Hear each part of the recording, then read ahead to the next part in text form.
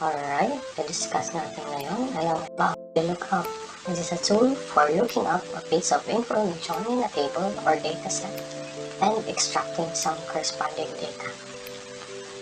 Para mas maintindihan natin, isa siyang formula sa Excel, the Microsoft Excel, kung saan hinahanap niya ang isang impormasyon mula sa isang data. So from one data to another, for example, merong isang basket ng prutas na bibilhin mo sa isang supermarket. Dahil walang barcode na nakalagay sa prutas, hindi alam ng cashier kung magkano ang price ng mansanas, mangga, lemon, at pomelo. Okay?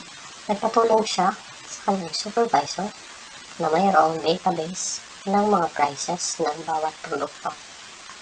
So using an Excel file, mas madali sa supervisor na tignan ang price per kilo ng isang mansanas, mangga, at saka pomelo. But in order to efficiently use yung Excel, need natin ng Vlookup. Okay, sa dinami-dami ng produkto sa isang supermarket, hindi mo kaagad makikita yung price per kilo ng mansanas sa database. Or kung mas madami yung titignan mo, mas mahihirapan ka. Dahil may overview ka na, punta naman tayo sa formula ng Vlookup. So, ang formula ng Vlookup is, gagamitan mo muna ng equal sign, and then itatype mo yung Vlookup, and then meron siyang hahanapin lookup value, which is yun yung hahanapin ni Excel para sa'yo. For example, mansanas, yun yung lookup value mo. And then yung table array, which is ito yung database kung saan kukunin yung barcode or price ng mansanas. And then yung column index number, kung saang column siya matatagpuan.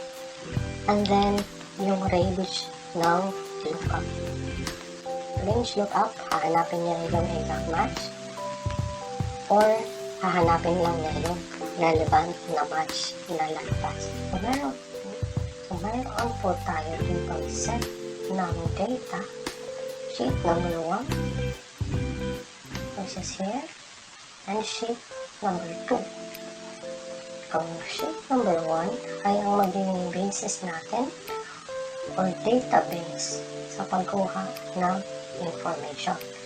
While yung sheet number 2 ay doon tayo magagawa ng formula ng Vlookup.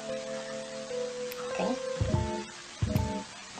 Yung unahin muna natin is yung formula method na ginawa ni Excel, and hindi na tayo magsusulat ng formula sa cell. So, just go to the formulas tab, look for lookup and reference, and then you will see here Vlookup. Click nyo lang, and then lalabas na yung mga function arguments. Actually, it is more of conceptualized na formula or ginaguide ka na Excel para mas madali. But later on, you can do it by just typing. Okay? So, lookup value is the value to be found in the first column of the table and can be a value, a reference, or a text string. The lookup value here is apple, but your lookup value must be found in the first column of the table, which is the sheet number 1. So, first column dapat siya ng lookup value. Okay? Dapat mauna siya before the other information na nakasupply sa kanya. Okay?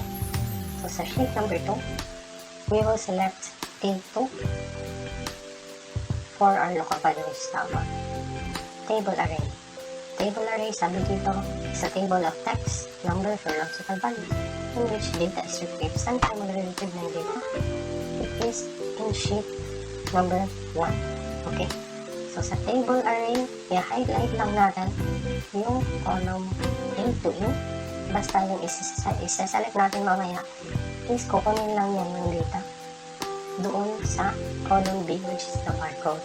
Lock lang natin yung cell na ito. We can lock this by pressing F4. Okay? So, sa column index number, it is the column number in the table array from which the matching value should be returned. So, sheet number 1, pang ilang column si barcode. So, A and B, which is yung column index natin should be number 2 kasi nasa number 2 columns dito. Okay? So, sa range lookup, it is either true or false. Pag sinabing true, kukunin niya yung closest match.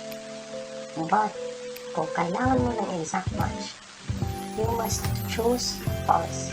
So, dito, kasi exact match yung pipiliin natin, we will choose false. So, itatay ko lang dito false. And then, lalabas na dapat yung item code or barcode ni Apple. Upon entering the formula, lumabas yung kanyang item code. Okay, pwede natin i-drop down kasi nakalock naman yung data. Okay, then lalabas na yung item code. Ganun lang kadali. So, try natin kunin yung iba pang mga data. Like price, supplier name, supplier address. Madali lang siya kasi drag lang natin yung formula. Okay. I will drag here Apple 1, 2, 3, 1, 2, 3, 4, 5. So, yung price niya is same pa din yung data. Apple 1, 2, 3, 4, 5. Okay, bakit? Kasi nga, hindi pa natin na-edit yung column index number. Sa price, dito sa sheet 1, saan ba nakalagay yung price? Diba, tatlong column including the column A. So, column A, column B, column C is considered 3 columns. So, ilalagay natin dito 3. Okay? So, lalabas na yung kanyang price. I-drag down lang natin. Supplier's name, same pa din. So, 1, 2, 3, 4. So, 4 columns for supplier name. And then 5 columns for supplier's address. I-change lang natin yung kanyang formula. So, column index number, we will indicate this 4.